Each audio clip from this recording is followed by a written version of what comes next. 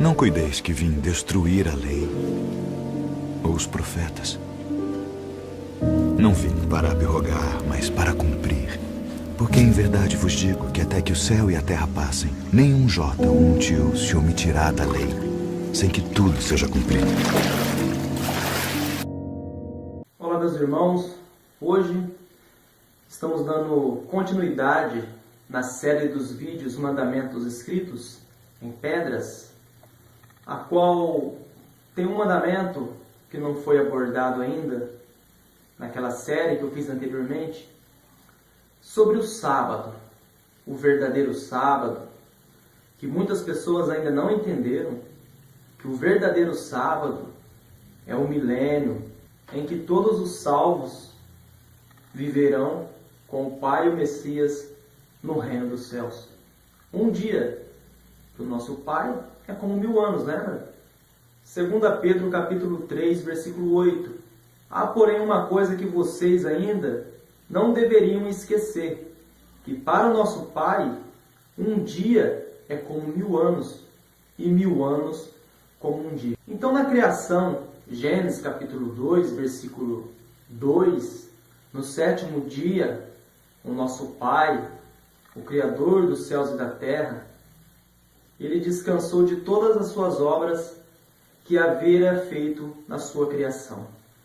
Então as pessoas ainda não conseguem entenderem essas coisas, pois as religiões que guardam o sábado ou interpretam conforme a lei de Moisés não conseguem distinguir que o tempo do nosso Pai é diferente do tempo dos homens.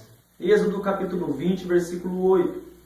Lembrem-se do dia do sábado para santificá-lo e descansar. Então, o Messias, quando ele estava aqui na terra, ele deu vários exemplos sobre o sábado que os judeus, os líderes religiosos, guardavam ou praticavam.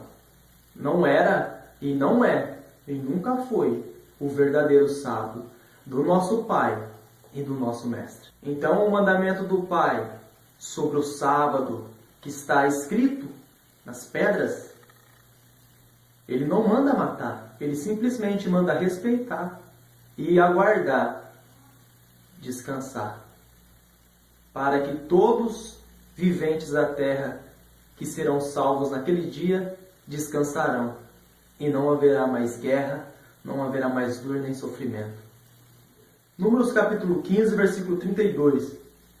Certo dia, quando os israelitas estavam no deserto, encontraram um homem recolhendo lenha em dia de sábado.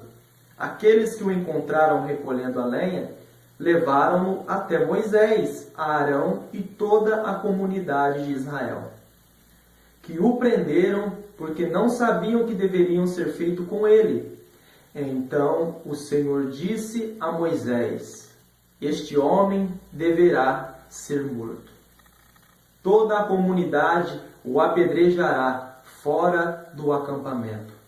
Assim, toda a comunidade o levou para fora do acampamento e o apedrejou até a morte. Então, meus irmãos, o mandamento do Pai é simples. Guardem o meu sábado para que vocês descansem.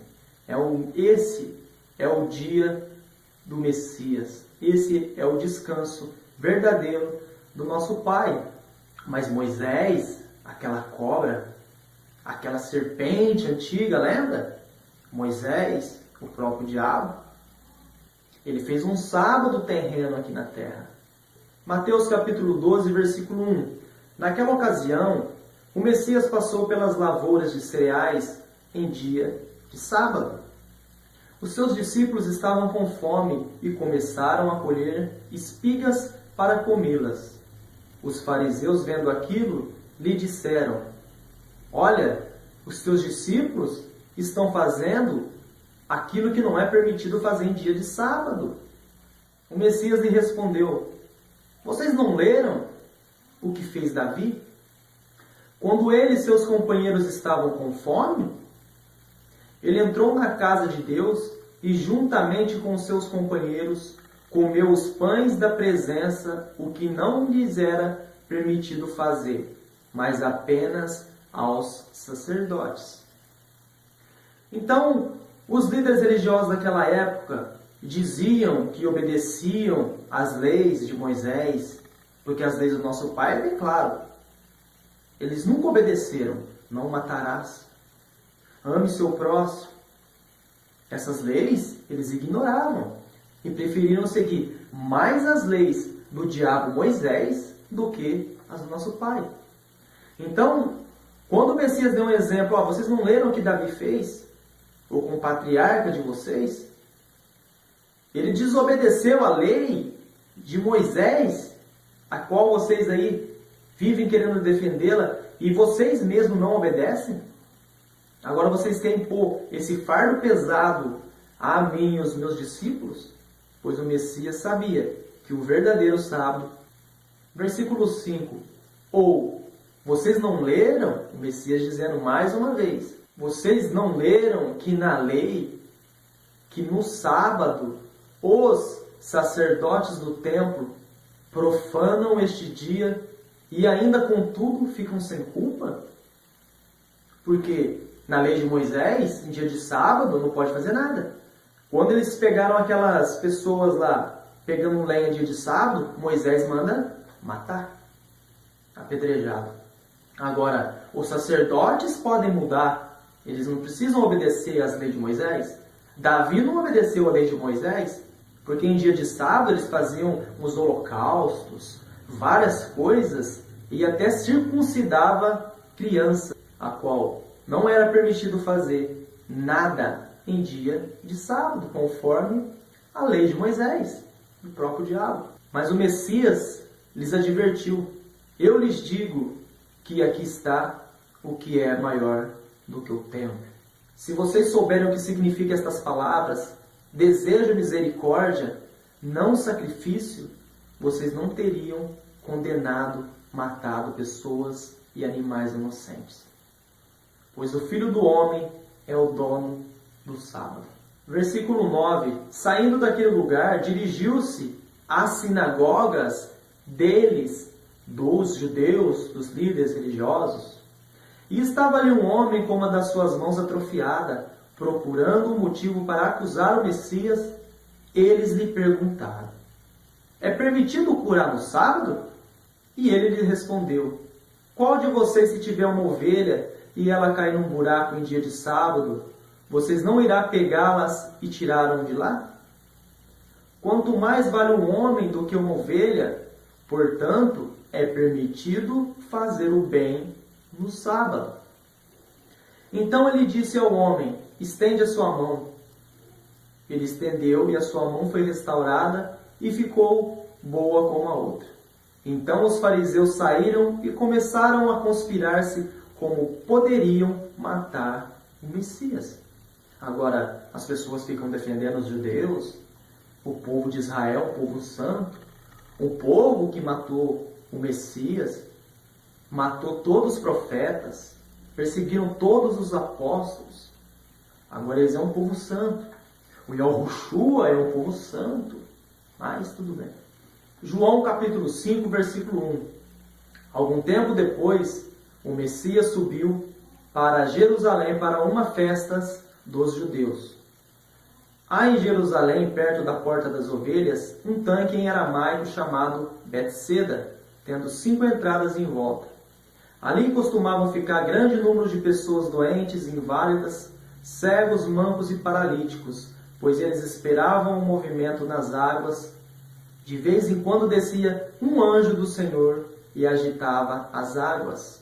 O primeiro que entrasse no tanque, depois de agitadas as águas, era curado. Lembra-se? Nota, perceba, um anjo do Senhor. que descia nas águas e curava as pessoas. E um dos que estavam ali era paralítico, fazia 38 anos. Quando o Messias viu ele deitado, perguntou-lhe: quer ficar curado? O homem lhe respondeu: mas eu não tenho ninguém que ponha eu no tanque, porque assim como a onda é agitada, outros chegam lá antes de mim. Então o mestre lhe disse: levanta-se, pega sua maca e ande.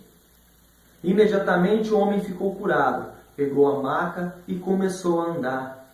E isto aconteceu em dia de sábado.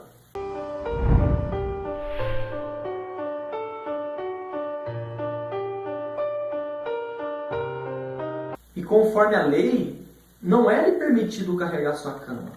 Conforme a lei de Moisés, não é lhe permitido fazer nada nesse dia.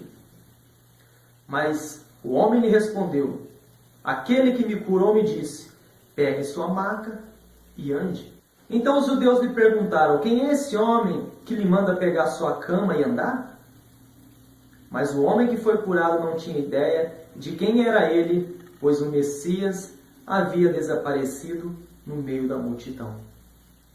Então os judeus passaram a perseguir ao mestre, porque ele estava fazendo estas coisas em dia de sábado.